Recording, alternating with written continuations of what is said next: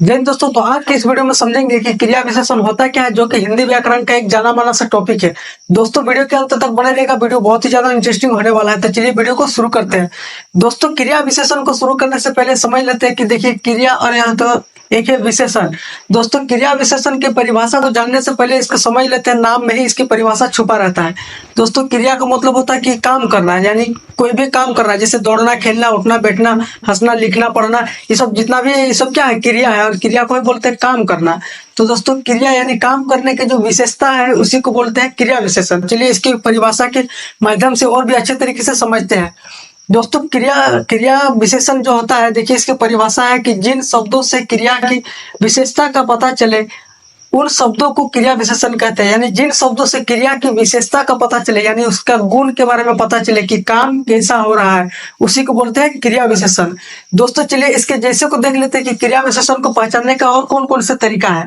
तो देखिए, जब भी शब्द में या फिर वाक्य में रहे आपका धीरे धीरे, आगे पीछे, तेज, बारी बारी से, या फिर ऊपर नीचे, इतना, थोड़ा, आज, कल, परसों, ये सब जितने भी शब्द आपको दिखे, समझ जाइए कि वो क्या है, आपका क्रिया विशेषण है। तो दोस्तों, इसको और भी अच्छे तरीके से समझने के लिए सबसे पहले उदाहरण लेते हैं कि इसका उपयोग हम लोग कहाँ करते हैं। देखिए, उदाहरण में देखा जाए तो वह धीरे धीरे लिखता है। दोस्तों, वो लिख रहा है, तो लिखना क्या हो गया, यह हमारा क्रिया हो गया, क्योंकि क्रिया का मतलब होता है काम करना। तो वो क्या काम कर रहा है, वो लिखने का काम कर रहा है। तो वो किस तरीके से काम कर रहा है, उसका विशेषता क्या है, तो वो धीरे धीरे लिख रहा है, यानी उसका लिखने का जो विशेषता है, उसका गुण है, वो धीरे धीरे लिखता है। दूसरा जो है, हिरन तेज भागता है। तो दोस्तों, तेज क्या है, ये आपका क्या है, क्रिया विशेषण है। और क्रिया क्या है यहाँ पर, भागना। तो दोस्तों, भागना क्या हो गया, क्रिया हो गया। क्रिया मतलब काम करना, तो वो भागने का काम कर रहा है, लेकिन कैसे भाग रहा है, वो बहुत तेज भाग रहा है, उसी को बोलते हैं क्रिया विशेषण। जो क्रिया की विशेषता को बताता है, उसी को बोलते हैं क्रिया विशेषण। देखिए, राम नीचे खेलता है। दोस्तों, खेलना क्या होगा, ये आपका क्रिया होगा, क्योंकि वो क्या काम कर रहा है, खेलने का काम कर रहा है। तो इसका विशेषता क्या बता रहा है, कि वो नीचे खेल रहा है। जैसे मोहन रोज कसरत करता है, तो कसरत करता है, वो क्या कर रहा है, वो कसरत करने का काम कर रहा है, यानी वो क्रिया कर रहा है। तो वो क्या कर रहा है, वो रोज कर रहा है, उसी को बोलते हैं क्रिया विशेषण। जो क्रिया के विशेषता यानी उसके गुणों को बताए, उसी को बोलते हैं क्रिया विशेषण। आई होप आपको यहाँ क्लियर समझ में आया होगा। इसके बाद पढ़ते हैं कि क्रिया के कितने भेद होते हैं, यानी इसके भेदों के बारे में पता लगाते हैं कि क्रिया को और किन किन चीजों से हम पता लगा सकते हैं। सबसे पहले अगर बात करें तो क्रिया के 4 भेद होते हैं, यानी इसको प्रकार होते हैं। पहला है दोस्तों आपका कालवाचक क्रिया विशेषण, रीतिवाचक क्रिया विशेषण, स्थानवाचक क्रिया विशेषण, परिमाणवाचक क्रिया विशेषण। ये आपके 4 भेद होते हैं क्रिया विशेषण के। अब चलिए इनको एक एक करके समझते हैं, तब आपको क्लियर समझ में आएगा। सबसे पहले लेते हैं कि कालवाचक क्रिया विशेषण किसे कहते हैं। दोस्तों, कालवाचक यानी इसमें जरूर समय का बात होगा। तो चलिए इसकी परिभाषा को देख लेते हैं। जिन शब्दों से क्रिया के समय की विशेषता का पता चले, उसे कालवाचक क्रिया विशेषण कहते हैं। यानी दोस्तों, जिन शब्दों से, यानी कुछ शब्द ऐसे रहेंगे जिससे उसके क्रिया यानी क्रिया के समय का पता चलता है, उसी को बोलते हैं कालवाचक क्रिया विशेषण।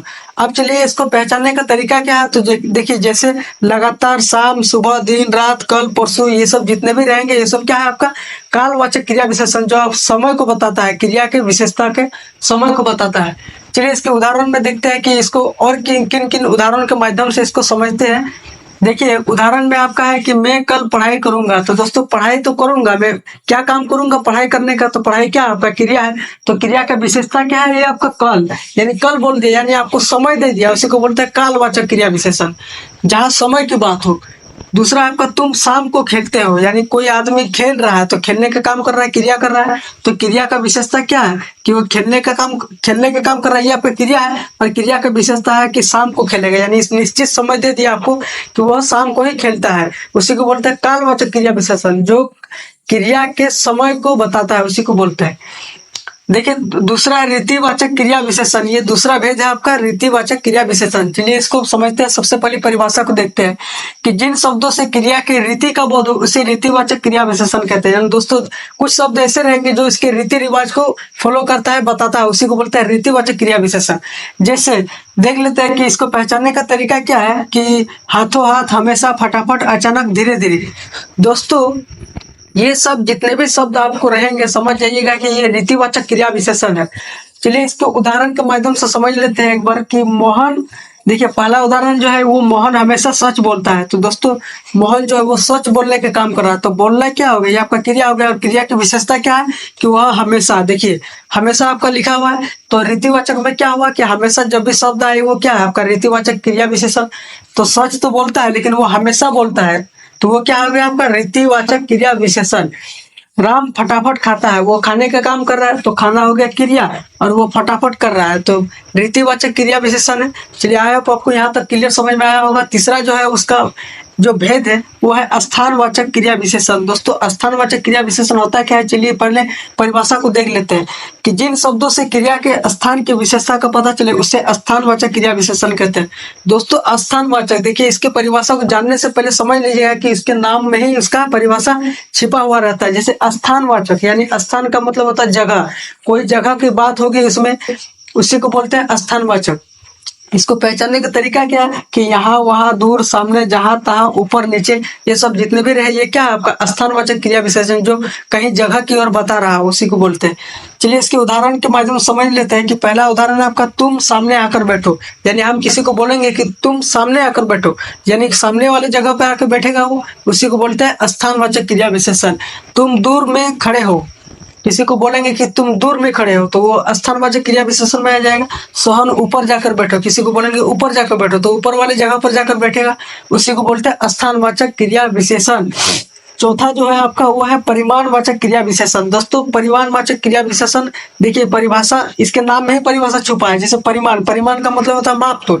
चलिए इसकी परिभाषा को देख लेते हैं कि जिन शब्दों से क्रिया की मात्रा या मापतोल की विशेषता का पता चले उसे बोलते हैं परिमाणवाचक क्रिया विशेषण।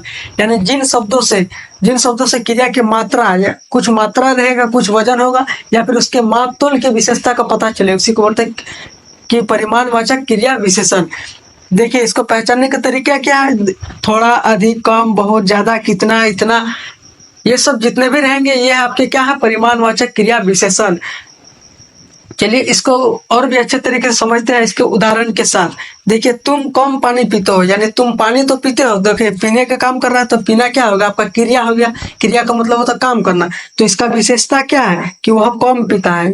कम पीता है यानी कम मात्रा में हुआ, तो जब भी मात्रा की बात हो या नापतोल की बात हो उसी को बोलते हैं परिमाणवाचक क्रिया विशेषण।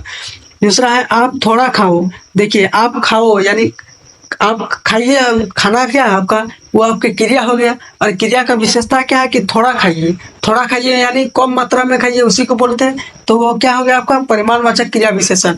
चौथा आपका सोहन ज्यादा खाता है। दोस्तों सोहन तो खाता है, खाना क्या आपका क्रिया हो गया, लेकिन वो ज्यादा खाता है, वही आपका आ जाएंगे परिमाणवाचक क्रिया विशेषण में। जो मापतोल के बारे में बात हो या फिर उसकी कुछ मात्रा हो उसी को बोलते हैं परिमाणवाचक क्रिया विशेषण।